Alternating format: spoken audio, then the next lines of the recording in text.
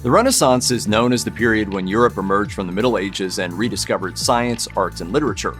But not all was enlightenment. From piracy, witch hunts, and political corruption, here are some truly messed up things that happened during the Renaissance. Europe's incredible cultural progress and wealth served to make it a target for foreign attackers.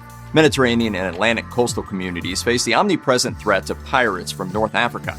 North African pirates frequently targeted Catholic Italy, Spain, and Malta in search of captives to sell in Ottoman slave markets, although Moroccan pirates managed to reach Iceland in 1627. The most infamous pirates, Hayreddin Barbarossa and his brother, achieved notoriety in the Mediterranean for sacking the Balearic Islands, robbing Spanish treasure ships, and successfully attacking southern Italy. Ironically, Barbarossa found his greatest ally in Catholic France, which provided Ottoman pirates with safe havens to launch attacks against France's Habsburg enemies. Christian states such as the Knights of Malta also captured slaves by raiding Muslim shipping. The vicious cycle of raids and counter-raids cast many into a life of misery for Christians, Muslims, and Jews alike. Although wealthy captives could ransom themselves, most men ended their lives as galley slaves in Ottoman or European navies. Women, however, suffered the worst. Captured women were usually sold into sexual slavery, disappearing into the harems of their wealthy owners, never to be heard from again. The Reformation brought witch hunting to Northern Europe, where it flourished for 2 centuries. The medieval Catholic Church did not have a uniform rule on witchcraft. Some of it was considered pagan superstition, and other times it was considered to be the devil attacking humanity. This changed in 1486, when the Catholic clergyman Heinrich Kramer, against the background of plagues, wars, and eventually Protestantism, wrote The Hammer of Witches. Kramer argued that the problem of witchcraft had increased throughout Europe and merited harsher penalties, especially for women. Tell me, what do you do with witches? The unstable climate of Central and Northern Europe during the Reformation ignited large-scale witch hunts and trials, particularly in southern Germany and the British Isles. Thousands of men, women, and even children were tortured and executed on these charges.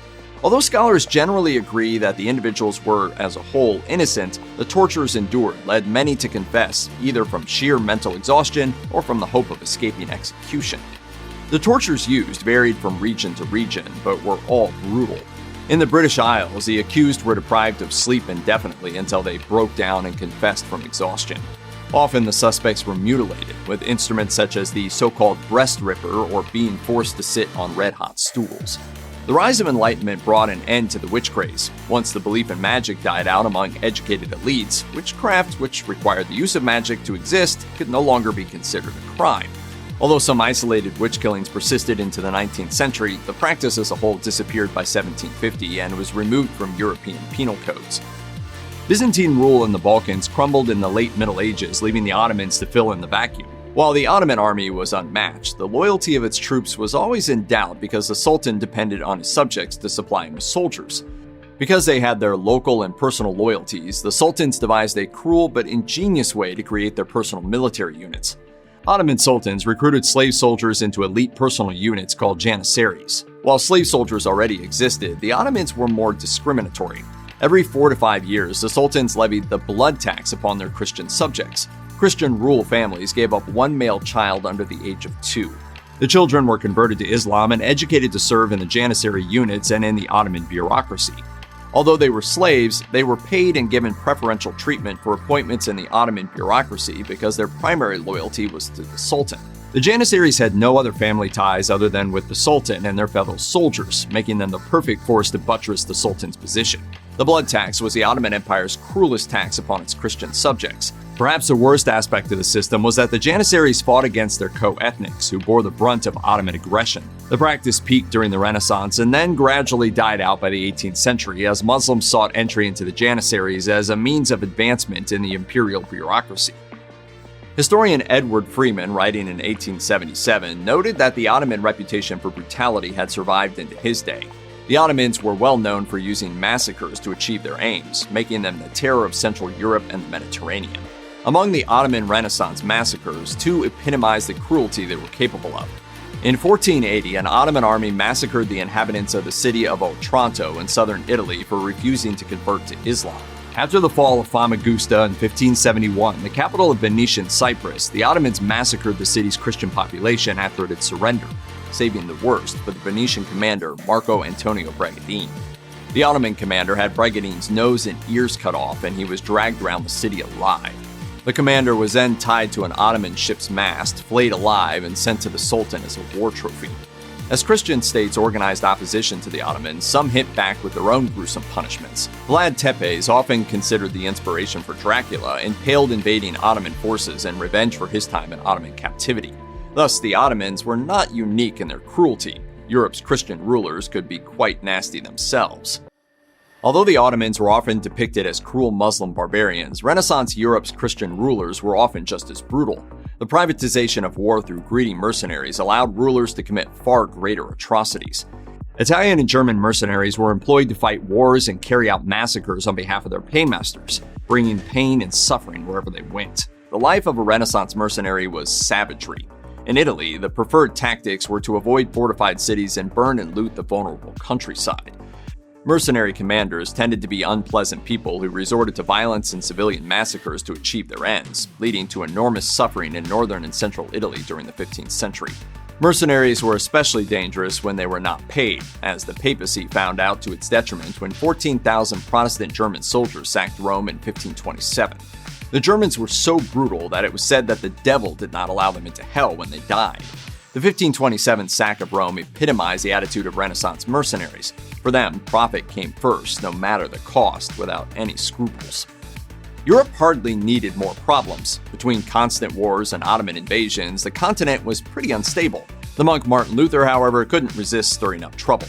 He accused the Catholic Church of grievous corruption in his 95 Theses in 1521. I make bold because it is my duty to serve you and to warn you of the crooked practices of those who claim to represent your grace. Luther refused to recant his accusations before the imperial diet in the city of Worms. Yet Luther seemed irrelevant to the powers that be. Rome had successfully suppressed most heresies it faced in the Middle Ages, so Luther was expected to meet the same fate. Ironically, it was the papal candidate for the throne of the Holy Roman Empire, Frederick III of Saxony, who protected Luther and ensured the survival of the Reformation. Frederick kidnapped Luther and protected him inside Saxony from imperial attempts to arrest and kill him. Frederick eventually accepted Lutheranism on his deathbed in 1525. His brother John, however, was already Lutheran and saw the new creed as an opportunity to undermine Habsburg authority. As the Reformation spread, other northern German states and all of Scandinavia joined the Protestant fold. Much of this was ultimately political. Lutheranism served as a convenient excuse to confiscate the Catholic Church's landholdings in Central Europe and Scandinavia, enriching their rulers and providing them with money to oppose Habsburg dominance. As the issue of the Reformation became more political than religious, a series of vicious wars erupted that led to one of the stranger, but by the standards of this time, progressive settlements of the Renaissance. In 1530, the Lutheran Church was officially established under the Confession of Augsburg. The next year, the states of Saxony and Hesse united several regions into the League of Schmalkalden to prevent the Catholic Emperor Charles V from eradicating Protestantism by force. Despite Habsburg power, the League grew strong enough to challenge imperial authority on the battlefield in 1546. Although Charles defeated the League in 1547, a second uprising backed by Catholic France in 1552 defeated imperial forces. The resulting 1555 Peace of Augsburg adopted an interesting principle as a solution to the religious conflict.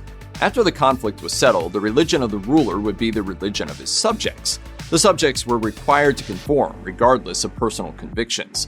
Dissidents were allowed a grace period to sell their properties and leave for a state that shared their beliefs. In practice, this meant that a Bavarian Protestant would have to find a new home in North Germany, while a Catholic would not be officially welcome in a city like Hamburg. While the Peace of Augsburg was certainly not the height of religious tolerance, for its time it was incredibly forward-thinking. Problematically, though, the settlement did not consider the status of Reformed churches such as Calvinism or the French Huguenots. The exclusion of Calvinism would lead to instability, not only within the Holy Roman Empire, but also within England and France. Eventually, the tensions led to Europe's bloodiest conflict thus far, the 30 Years' War. Jews were caught up in the religious battles of the Renaissance as well. Following the completion of the Spanish Reconquista in 1492, Jews were expelled from Spain. Many fled to Italy for shelter, where they encountered varying attitudes among the Italian states. While Pope Alexander VI welcomed Spanish Jews to Rome and even fined local Jews for objecting, Venice was not so generous. The Republic segregated Jews into ghettos, which was an alternative to complete expulsion. Although Jews were known as moneylenders in Europe, all of Italy's largest banks were Christian-owned. Jews instead carved out a niche as small lenders to commoners, a micro-industry upon which many livelihoods depended. Venice recognized that expelling them would negatively impact the daily economy, so the Republic opted to restrict them instead.